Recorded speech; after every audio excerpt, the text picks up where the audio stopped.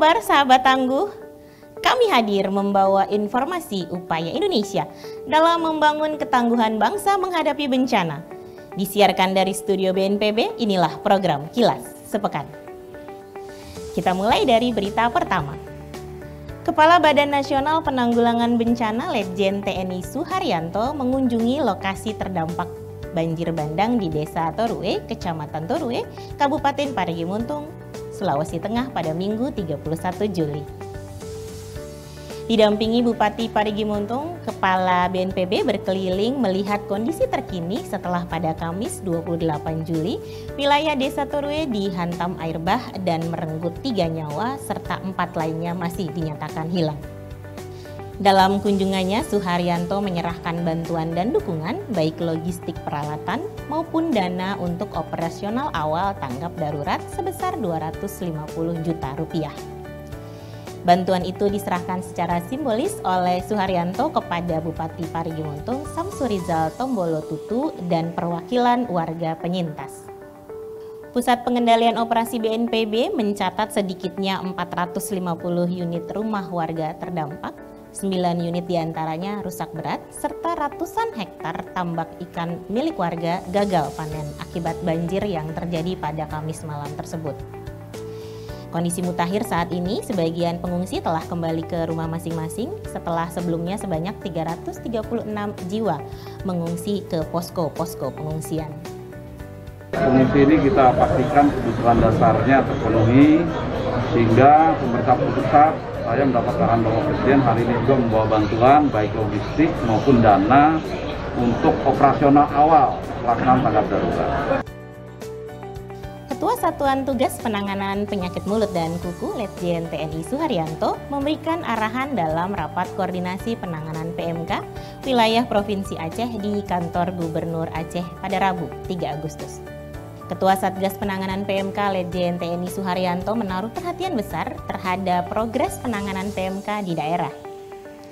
Beliau menekankan setiap daerah harus memiliki target menjadi daerah bebas PMK tanpa vaksinasi untuk daerah yang belum tertular atau berada di sekitar daerah wabah. Menurutnya, cara terbaik dalam menekan penyebaran PMK adalah dengan pencegahan. Dalam rapat koordinasi tersebut, Ketua Satgas Nasional juga mengapresiasi bahwa Provinsi Aceh adalah salah satu provinsi yang berhasil dalam penanganan COVID-19, sehingga ia meyakini Provinsi Aceh bisa menangani kasus penyebaran PMK dengan baik, efektif, dan efisien. Meskipun penyebaran PMK di Aceh cukup masif, namun terdapat 3 daerah yang masih bebas PMK tanpa vaksinasi, yaitu Kabupaten Aceh Tengah, Kabupaten Bener Meriah, dan Kabupaten Kepulauan Simelu. Berita selanjutnya, Joint Monitoring Mission atau misi monitoring bersama melalui program Siap Siaga Kemitraan Indonesia dan Australia digelar di Nusa Tenggara Timur 2 hingga 5 Agustus. BNPB bekerjasama dengan Badan Perencanaan Pembangunan Nasional, Kementerian Dalam Negeri, Kementerian Sosial, Kementerian Luar Negeri, pemerintah provinsi dan kabupaten kota, serta masyarakat sipil. Kegiatan Joint Monitoring Mission atau JMM secara rutin merupakan bagian penting dari proses akuntabilitas dan refleksi program Siap Siaga. Agenda JMM disusun berdasarkan rencana perjalanan selama 4 hari di NTT, yakni pada tanggal 2 hingga 5 Agustus. Tim gabungan yang terdiri dari tim siap siaga, pemerintah Australia, dan pemerintah Indonesia melakukan misi monitoring ke NTT, khususnya ke Kabupaten Kupang, Kota Kupang, dan Kabupaten Manggarai Barat. Kegiatan ini memiliki 6 area tematik utama yang menjadi aktivitas pemantauan bersama, yakni standar pelayanan minimum, integrasi data dan pusdalops, perencanaan kontingensi dan kesiapsiagaan, gender, disabilitas dan inklusi sosial, kolaborasi melalui forum pengurangan risiko bencana, dan terakhir, pemulihan COVID-19 di desa-desa wisata. Tim reaksi cepat dari Deputi Bidang Penanganan Darurat BNPB tiba di Tiom, Kabupaten Lanijaya, Provinsi Papua pada Rabu 3 Agustus. TRC BNPB mendukung pemerintah daerah setempat untuk penanganan bencana cuaca ekstrim. Pemerintah Kabupaten Lanijaya telah menetapkan status tanggap darurat dan mengaktifkan pos komando atau posko untuk merespon kekeringan di wilayahnya. Dampak kekeringan ini dialami oleh 4 kampung di distrik Kuyawagi, Lanijaya, Papua. TRC BNPB melaporkan sebanyak 548 kepala keluarga atau 2.740 jiwa di sejumlah kampung tersebut terancam kelaparan.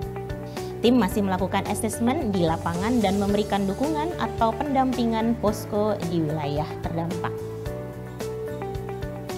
Berita selanjutnya, ASEAN Coordinating Center for Humanitarian Assistance on Disaster Management atau AHA Center memfasilitasi latihan yang melibatkan Pusat Pengendalian Operasi atau Pusdalops di 10 negara ASEAN yang dilaksanakan di Geraha BNPB Jakarta pada Kamis 4 Agustus.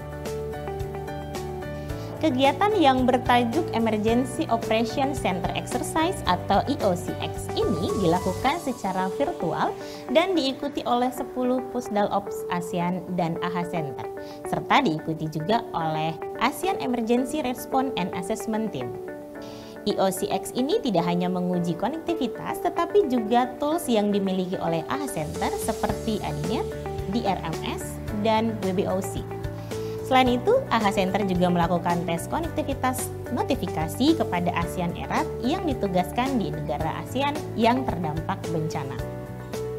Tes konektivitas ini dilakukan melalui beberapa kanal seperti SMS, email, dan panggilan telepon.